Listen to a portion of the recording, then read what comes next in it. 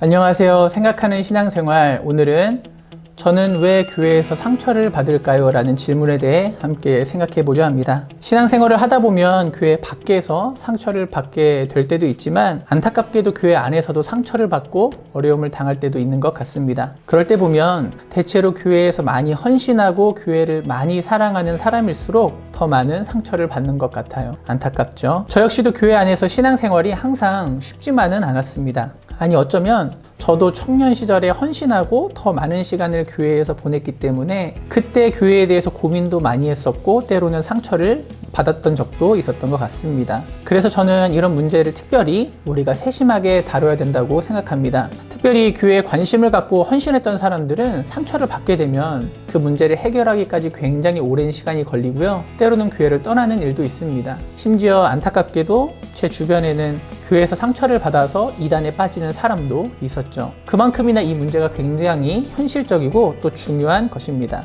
이 중요한 문제에 대해서 우리는 어떻게 대처할 수 있을까요?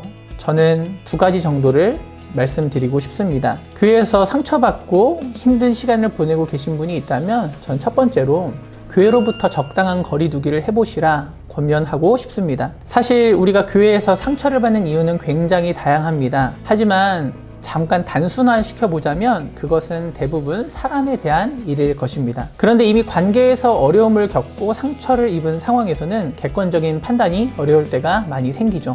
우리가 그 문제 가운데 들어가 있기 때문입니다. 그래서 우리에게는 상처로부터 회복할 시간이 필요합니다. 그리고 내부자적인 관점이 아니라 조금 더 다양한 관점에서 그 문제를 객관적으로 들여다볼 시간도 필요합니다. 저는 교회와 건강한 거리 두기를 할 때 그런 기회와 그런 시간들이 주어진다고 생각합니다. 하지만 이 일은 말처럼 쉬운 것은 아닙니다. 왜냐하면 우리는 무엇보다 교회를 사랑하기 때문이죠. 교회를 사랑할 뿐만 아니라 교회에서 열심히 뛰어들어서 헌신하고 싶고 또 그렇게 살아가는 것이 옳다고 생각하고 있기 때문입니다. 하지만 한번 생각해 보세요. 거리를 두지 않고 그 대상과 가까이 하는 것이 언제나 그것을 진정으로 위하는 일이고 사랑하는 일일까요? 심리학에서는 활동 영역성이라는 개념이 있습니다. 한 사람이 그 대상과 적당한 거리가 무너지게 되면은 오히려 부정적인 심리 경험을 하게 된다는 것입니다. 저는 그것이 개인과 개인뿐만 아니라 신앙생활에서도 동일하게 적용될 수 있다고 생각합니다. 친밀함이라는 것은 그냥 대상과 물리적인 거리가 없는 게 아니라요. 그 물리적 거리와 상관없이 서로가 불안하지 않은 안전한 관계 속에서 일어난다는 것이죠. 한번 생각해 보셨으면 좋겠습니다. 나는 교회와 친밀감을 느끼고 또 한편으로는 안정감을 느낄 수 있는 그 적당한 거리를 갖고 있습니까? 그 적당한 거리는 물론 개인마다 다를 수가 있을 거예요. 그것을 우리가 고민해보고 찾아본 다음에 그 자리에서 하나님과 교제하면서 그 문제를 다뤄보는 시간이 있었으면 좋겠습니다. 저는 그것만으로도 우리의 사고방식이 전환될 수 있다고 생각합니다. 또 그 과정 가운데 제 개인적인 경험이기도 하지만 생각해보니까 내가 책임질 필요가 없는 문제도 발견할 수 있고요. 내가 고민하지 않아도 될 그런 일들을 분별할 수도 있을 거라 생각합니다. 그러면 굉장히 많아 보이고 복잡해 보였던 문제에서 불필요한 많은 짐들을 덜어낼 수 있을 거라 생각합니다.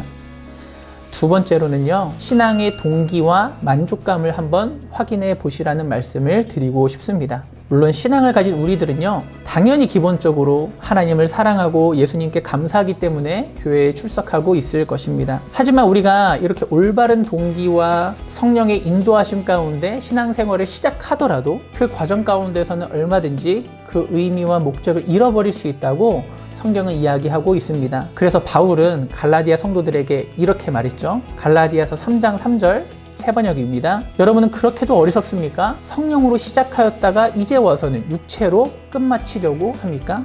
우리는 때로 잘못된 동기로 신앙생활을 할 때가 있습니다. 사람들을 더 많이 사귀고 싶어서 봉사할 때가 있어요. 사람들의 인정 때문에 아니면 공동체가 추구하는 것을 이뤄가는 어떤 성취감 때문에 그 안에서 누리는 소속감 때문에 아니면은 거기서부터 생겨나는 어떤 실제적인 유익 때문에 우리가 신앙생활을 해나갈 수도 있습니다. 물론 우리가 자연스럽게 신앙생활을 하면서 그런 유익들이 주어질 때가 있습니다. 그런 것들을 누리는 것 자체가 이기적인 것은 아닙니다.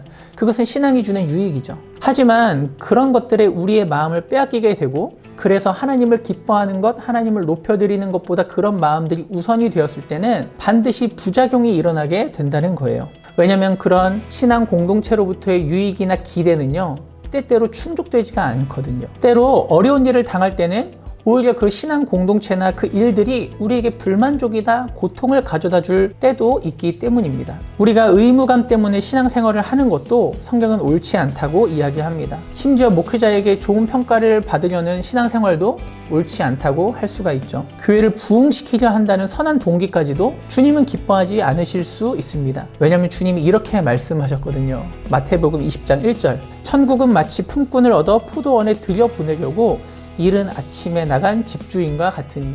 이 마태복음 20장 초반부에서 예수님은 포도원 주인이 이른 아침부터 오후 5시까지 5번이나 반복해서 밖에 나가 품꾼들을 부르는 그런 이야기를 해주십니다. 이 부르심의 목적은요, 1절에 말하고 있는 것처럼 포도원에 들여보내려는 목적입니다. 포도원 주인이신 하나님의 은혜에 그 품꾼들이 참여하도록 하는 것 자체가 목적인 것이죠. 일꾼이 필요해서가 아니라 하나님께서는 그들을 위하여서 그들을 부르는 것 자체가 목적이기 때문에 그들을 부르고 있는 것입니다. 이처럼 하나님은요, 우리들을 존재 그 자체로 대우하십니다. 우리와 함께하는 것 자체가 그분의 목적이십니다. 물론 그 가운데 우리를 포도원을 가꾸는 도구로 사용하십니다.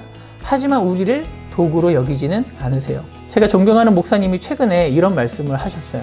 본인이 30년 동안 교회를 섬기고 계시는 중인데, 생각해보면 지난 30년 동안 하나님이 왜 나 같은 것을 쓰셨는지 모르겠어. 내가 하나님께 조금이라도 도움이 되긴 할까? 때로는 내가 없으면 하나님이 훨씬 더 일하시기 편할 텐데 내가 방해가 되는 건 아닐까? 그래서 하나님이 날 써주시는 게 너무 신기해. 그래서 그게 너무 감사하고, 정말 이 감사하고 기쁜 마음을 가지고 내가 언제까지일지 모르겠지만 하나님 끝까지 잘 섬겨보고 싶어. 이렇게 저한테 말씀을 해주셨어요. 그게 제 마음에 너무나도 큰 감사와 기쁨이 되었습니다. 저는 우리들 모두가 이런 기쁨과 이런 동기로 하나님을 섬길 수 있었으면, 교회를 사랑할 수 있었으면 좋겠습니다. 그리고 그때 주어지는 그 관계 속에서의 만족감이 우리의 신앙의 중심이 되면, 우리가 때때로 신앙 공동체나 교회로부터 상처를 받을 때에도, 많은 시험을 받을 때에도 그것을 능히 이겨낼 수 있지 않을까 생각을 합니다. 이 시간을 마치면서 저는 교회를 위한 약간의 변명도 해보려고 합니다. 때로 우리가 교회에서 상처를 받는 게 너무 아프기는 하지만 그것은 사실 필연적이라는 사실입니다. 교회에서 상처받는 일은 있을 수밖에 없다는 일이죠. 왜냐하면 예수님은 친히 의인이 아니라 죄인을 부르러 오셨고, 또 건강한 사람이 아니라 병자들을 부르기 위해서 오셨다고 말씀하셨기 때문입니다. 교회는 그래서 거룩해진 사람들이 모이긴 했지만 근본적으로는 완전히 치유받지 않은 병자들이 모인 공동체입니다. 그래서 그 안에서 부대끼며 살아가는 우리들은요, 서로 상처를 주고 다칠 수밖에 없는 연약한 존재들이죠. 하지만 에베소서 1장은 교회를 그렇게 디자인하신 것이 바로 하나님이다라고 가르쳐 줍니다. 교회의 머리로 예수님을 세웠지만 우리를 그분의 몸으로 불러서, 너무나 어울리지 않는 조합이죠. 완벽한 머리에 너무나도 부족한 몸들이죠. 그런데 그렇게 연약하고 부족한 우리가 예수님의 몸이 되는 영광을 경험하면서 서로를 섬기고 상처를 치유하고 예수님을 섬기도록 부름을 받았다고 가르쳐주는 것입니다. 교회에서 많은 상처를 받으셨나요? 교회를 정말 사랑하시는군요. 잘 회복하실 수 있었으면 좋겠습니다. 그리고 그 가운데 교회를 그렇게 부르신 하나님 아버지의 뜻을 발견할 수 있었으면 좋겠습니다. 그래서 내가 받은 상처를 넘어서서 또 연약한 상처받은 다른 지체들을 돌볼 수 있었으면 좋겠습니다. 그 가운데 나의 신앙의 동기를 점검하고 나를 존재 자체로 부르시는 그 하나님께 감사하고 기뻐하며 그 관계 속에서 다시금 만족할 수 있는 우리가 되었으면 좋겠습니다. 그 아픈 질문을 끌어안고 씨름하는 가운데 교회를 사랑하시고 기뻐하시는 아버지의 마음을 깨닫고 그 자리에서 한 걸음 더 나아가실 수 있기를 주님의 이름으로 축복합니다. 저는 다음 시간에 다시 찾아오겠습니다. 안녕히 계세요.